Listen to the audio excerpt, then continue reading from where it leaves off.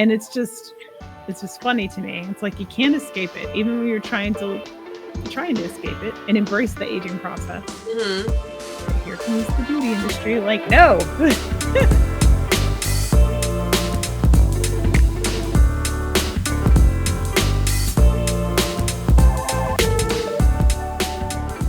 Hey everyone, I'm Laura.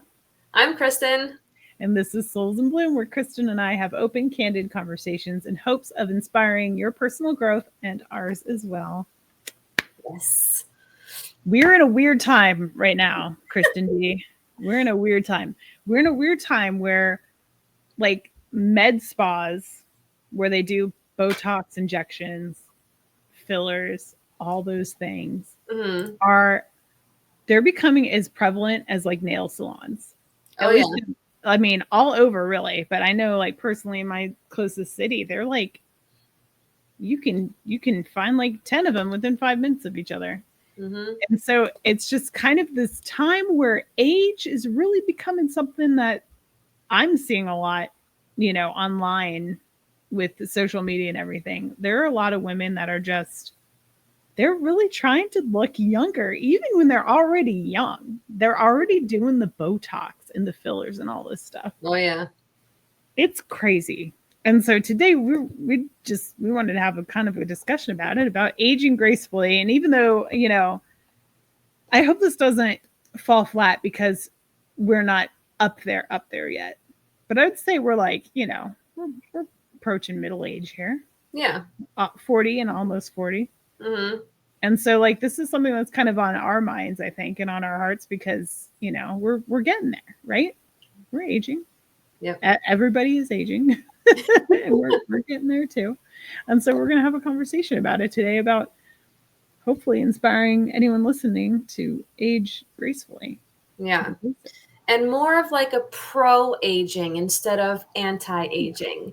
Like, I know anti-aging really means like to prevent aging, but we're kind of going to maybe talk about how to embrace growing old and aging, and maybe not like you mentioned, we're not old, quote unquote, but we've experienced 40 years almost. And I think, I know for myself, I want to embrace the years to come and look forward to it and not be scared of it, right? Yeah, absolutely. So, I mean, well, you were the one who brought this topic up. So let me ask you, was there something like in particular that was, I don't know why this was brought to your attention or something that happened that... Part of it has to do with what you said. Like, there's just so many things going on in the world about, oh, Botox this, fillers that, plastic surgery this. And like, look, I'm all for a good skincare regimen because I have a morning and evening skincare regimen, but I think that is perfectly fine. It gives nutrients to your skin and stuff like that. But I'm not the one that's going to go above and beyond and do the Botox and all that kind of stuff. Right. Because, I mean, would I love to look young all the time? Sure. But to me, I feel like when you age and you show age, it gives you like experience and respect, a certain different kind of respect and, authority, maybe even, like, because you've been through things. You've lived through things, you've learned things. So that was kind of one part of it. And then also a lot of like self-care, like I mentioned. I think we all can do things that don't involve thousands of dollars of Botox that you have to keep up with, stuff like that. And then there's also the aspect of, I know a lot of women now, I'm no judgment here. This is nothing about putting anybody down. But the whole like self-care, I think that is very important. And, keeping up with looking nice because you feel nice when you look nice. And I know a lot of people are doing this whole, I don't give a F era. And like, this is me, how I am. This is it. Take it or leave it. Mm-hmm. And I personally don't really agree with that. I think you should put an effort into what you look like, how you present yourself to the world, because to me, I think that makes you look better, you feel better, and you perform better in life. Yeah. I don't know. It's just Okay. my Yeah, thoughts. no, I agree. No, I want to touch on a few of those things, but Okay. to start, the whole, like you said about, it's kind of funny how we have, I guess because of social media, really. Social media is like such a huge part of life right now. And, you know, I mean, it has been for years, obviously.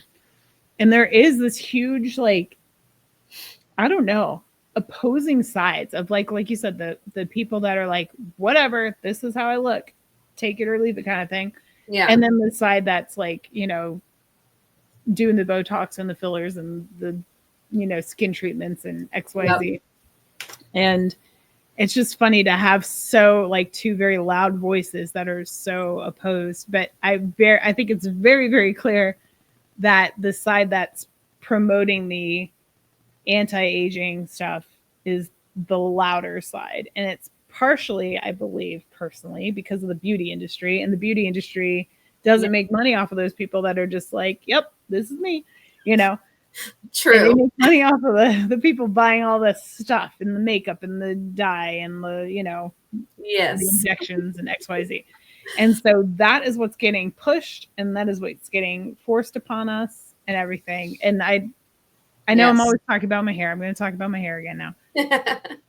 Going back to what you said, personally, once again, like I'm not judging anybody who dyes their hair or anything like that. I'm really not. I personally am struggling with not doing it because I would love to have my brunette hair back. But in my eyes, I'm doing myself more of uh, a service rather than a disservice by leaving it alone because I've found that for me personally, my hair has been healthier all around. And then Yeah. just, you know, staying away from unnecessary chemicals, that's better for my body. And like, I would like to not be as exposed to that many kind of chemicals. And, Yep. and so that's a way that I'm kind of trying to treat my body right. And then because of that, I am growing gray hair out. And so it's funny because I started like an Instagram account. Couldn't think of the name. When I did my hair like growing out journey, I started it at the time that I decided that I wasn't going to dye my hair anymore. And I do still have it. I'm just not very active on it. It was kind of awkward personally because it's a lot of selfies. And I'm not a selfie girl, but I was while I was growing my hair out. And I could not tell you how many advertisements I got for hair dye, which is so funny because it's complete opposite of what I'm trying to promote on that, like that, you know, avenue, whatever the heck Yeah. you want to call it. Constantly forced on me, I guess because of the type of people that were following my account and everything are like hair enthusiasts. So I got a lot of content about hair dye, makeup, wigs, stuff like that to like cover your hair. And it's just funny to me. It's like you can't escape it, even when you're trying to escape it and embrace the aging process. Mm-hmm. That here comes the beauty industry, like, no, you're not young looking enough, you know. Yeah. And It's true. it's been hard. It was easy. Let me back up. It was easy until I had a baby, and now I'm super self conscious of the way I look. I feel like I look too old to have an infant, but you know. Well, I think that's false. That's just my 2 cents, though. I appreciate that. And I will I'm going on my phone really quick. I wanted to try to find a picture of like a recent picture I took of myself out in the sun because I feel like when I do this podcast, you're really not getting like the true nature of my gray hair. I don't know if you can even see this very well. Give it a second to focus. Yeah. Oh yeah. So like when I'm out in the sun, it looks way more gray than it does down here in the studio. Mm-hmm. So just trying to prove a point because I'm like almost like my gray hair, and then I feel like okay, well it's like yeah, there's grays coming through, but it's not crazy. But then you go out in the light, and you're like, oh dang, the sun be reflecting off that hair. It's super white. Anywho, and then the other thing I wanted to comment on was what you're saying about like age gives you knowledge and things like that. Mm-hmm. in our, like, I feel like this is, I don't know if this is a worldwide thing or if this is like a Western civilization thing, but definitely in the US, it seems like the older you get, the less kind of like people, I don't know. I don't know. I feel like there's a certain stigma of like you get less respect the older you get, or people start disregarding your opinion. Whereas in other cultures, like some Asian cultures, or even here, like Native American cultures, age is like really respected. Yeah. And it's because you have all that life experience, like you're saying. Mm-hmm. And I was thinking about this earlier today when I was, brainstorming about the podcast. And it's funny because if you want to, let's use a mechanic as an example, since we know a mechanic in our lives. Um, if you want your car to be fixed, would you rather go and ask the guy who's been doing it for 40 years or go to the one that's been doing it for 10 years? You know what I mean? Who has the more experience? Right. You're more likely to like listen to the guy that's been doing it for much longer. You're interested in what they're saying. You know they have the experience. They've seen a lot of cars. They've fixed a lot of problems. Yep. For some reason with aging, like we have this mental block, like it's not the same thing, but it's totally exactly the same thing. The older we get, the more life experience we have. Like these are the people we should be asking for life advice from. It's true. The elderly, really, you know? To your point, I have another situation that I can relate to. When I was working at the doctor's office, the doctor I worked with in my office was in his 70s. And I remember one patient was referred to us. He came, and once he he went through the appointment or whatever, and he came back out and basically told us that he was never going to return because the doctor looked like he was about to die any moment now. So you don't see this doctor because he's old, but like you said, he has all this experience and knowledge and wisdom, and all these people that he's got into remission from cancer and stuff like that because of all of the, like, everything that he's been through and the learning and stuff like that. And he's always learning, and like, and I knew that because I worked with him. Like he always was like learning about the new medicines or the new injections or, whatever the combinations, because chemotherapy is always a combination of different drugs. So like he always called it putting together a puzzle, and you had to find the right pieces to put the puzzle together and the right medicines and stuff like that. Yeah. So when he said that, and I'm like, dude, you don't even know, like that is, of course, so I can't say stuff like that. So I'm just like, okay, sorry, That's insane. Wow. Yeah. I mean, like, but he's still practicing, and he doesn't ever plan to stop because he loves it so much. He loves to help people. But just that guy's like, nope, don't care. He's too old. But like you mentioned, how much experience and wisdom does he have? Yeah, exactly. That's, that's what it is. And I think that's a good way of just looking at aging in general, is like it's not really just about the number and how old you are. It's about all those experiences you're accumulating, and it becomes less about being embarrassed about a number and more being proud about the growth you've made in all this time, and the things that that people don't know, or the experiences you've had that they haven't had. And it gives you more of a sense of pride if you kind of shift your mindset to that, to being proud of where you're at. And that's something I'm learning to do because, in my 20s, I was always afraid to turn 30. And in my 30s, I was afraid to hit 40. And now that I'm here, I love it. Like I'm embracing it. I'm learning to enjoy life and experience things, learn things, read books, stuff like that. And that's what I think we all should be doing as we're getting older, is just the more you can learn. It's just, I don't know. I think it's so important. Yeah, I would definitely agree with you there. I don't think there's a time where you ever just stop learning or trying to improve yourself. I don't think that time ever comes. I would hope not. I hope everyone listening is always learning. That's right. It's so important. Um, and the other thing, like, this kind of goes back to our negative self talk and some of the other things we've discussed in the past, but with yourself too on aging, like, give yourself some grace. Like, it's, you know, Mm-hmm. it's a good thing, really, to be aging. We don't need to be harsh on ourselves for Yeah. showing signs of aging, you know. And some people may not get to grow old, not to put like a negative spin on it, but like people don't always make it to their 70s, 80s, 90s, sometimes not even 60s, whatever the case.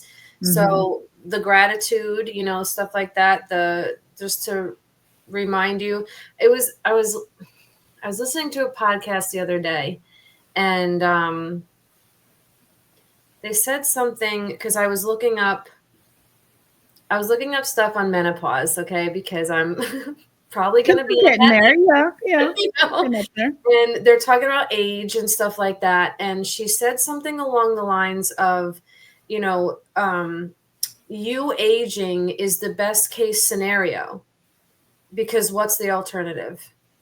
Mm-hmm. That's true. Death, right? That. I gotta quote my grandfather because one of the last times I saw him alive, he was in the hospital and he was really sick. He was in and out of the hospital a few times, but before he died, he had a trip to the hospital, was really sick, and then he got transferred to another hospital where like he got an infection that just took him out. He was 90. Oh gosh, how old was he? 92. He was in his 90s. But when I visited him, excuse me, before he got transferred, he Mm-hmm. was in the bed. He couldn't eat. He was being fed through a tube, and he was having a hard time talking, and it was his mouth was drying. I remember I was helping him. They had these little like sponges on the stick to like wet his lips because he wasn't producing enough saliva to like keep everything moist, so it was just dry in the room, and so help wet his lips. And he's still, even in that situation, he said that to me. He said, better than the alternative. He said, in that situation, Yeah. better than the alternative. He was like, had such like a zest for life, honestly. Aw. Even Yeah. all that, he was down for it. And he's like, oh, yeah. Yeah. Still grateful to have a breath. Yeah, Yeah. exactly. So that Wow. was wild, but inspiring. But Yeah. yeah, he also, not that this has to do with aging, but we have a quote that we say in our family, which is, it ain't arms and legs, because he used to say that. Mm-hmm. Like, whatever your issue is, like, you still got your limbs, so we're Yeah. doing okay. Yeah. Yeah. It's true. His legs. Yeah. There always could be something worse, basically. Yeah. But in any case, so I don't know, he was like a really good example, I think, of aging gracefully. Not that he was, I mean, he was a very quiet man, but Mm. he wasn't bothered by it. He loved it. Yeah. So, But you that's, know. I think also, I feel like as you get to that age, like in your 80s and stuff like that, I feel like at that point, you're not scared of death. I feel like I mean, I don't know personally, but Mhm. I would think because I've never really experienced any elder of mine that was like, freaking out. Oh, I don't want to, they're just kind of like, all right, you know, type Yeah. of thing. And they're not afraid and everything. And so I think you like kind of lose that scaredness. I mean, I could be totally wrong, but that's just how I feel Yeah. because, I guess maybe I wouldn't say you're ready, but you've experienced a whole lifetime, and now you're kind of like just like chilling, Yeah. you Yeah. know. Yeah. I mean, I wouldn't know either, but I do know. some elderly people that like joke about it because it's like, it's coming for us all kind of thing, you know. And I guess you do, maybe the older you get, the more you come to terms with that. But yeah, in that way, you're definitely superior to not have that fear on you anymore. You're like, whatever. right. That's definitely a fear for me right now. I'll tell you that much. Yeah, I mean, yeah. If you think about it too much, Yeah. yeah. I mean, But for sure. But also, I want to, now that we're talking about up there in age, before we get there, I think like mobility and movement is super important. I know we've talked about exercise on the channel and stuff on the podcast, and I'm not throwing exercise and fitness, that's not what I'm saying, but simple movements are really going to benefit you as you get older. Like even just stability stuff, like even just walking, just literally walking, anything but sitting and just rotting in a chair or on a couch or whatever. And I know a lot of people say like when you retire to keep active, and this is something I am seeing firsthand, unfortunately, since my father retired probably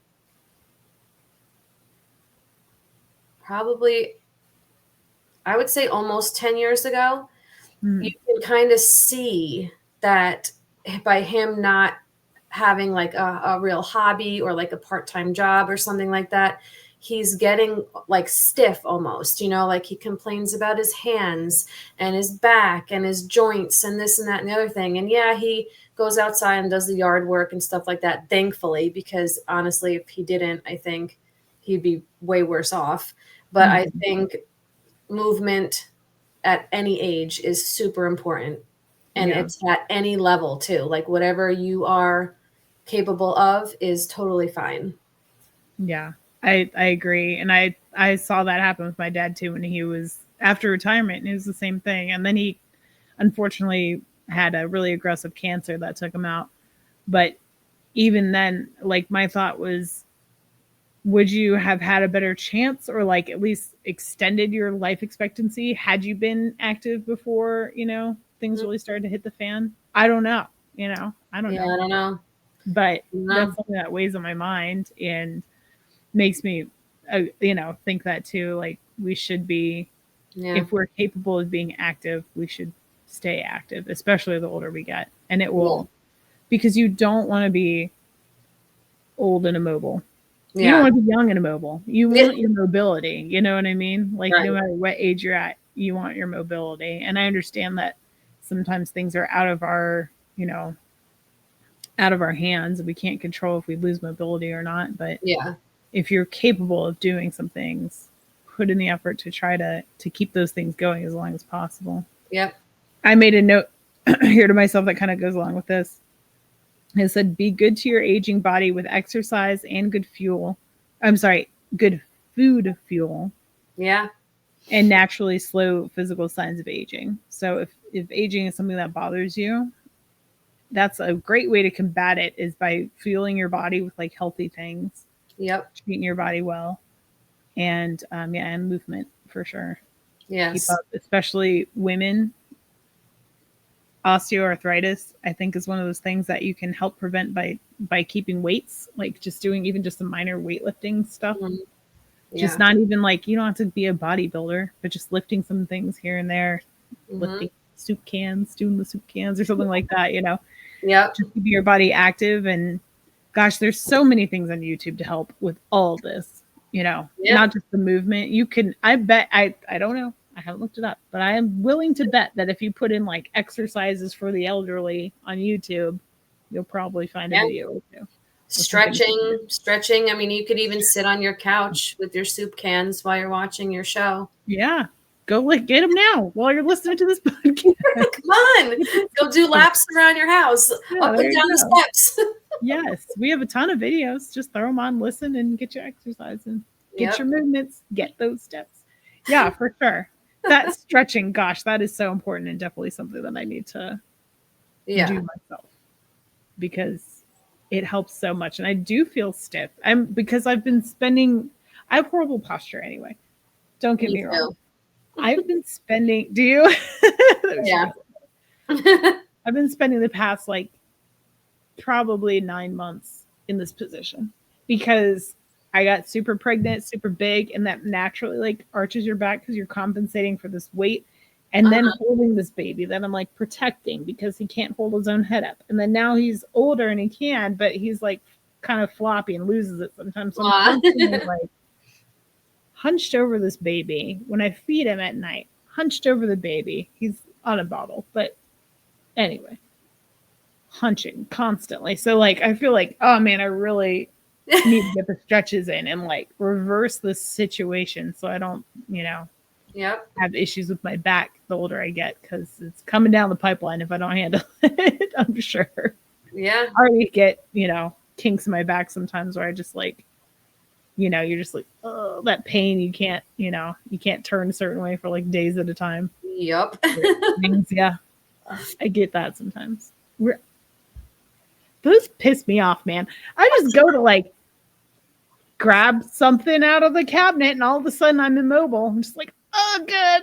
Okay. All right. Well, apparently I turned a millimeter to the left too far and just jacked it all up. That happened to Kyle.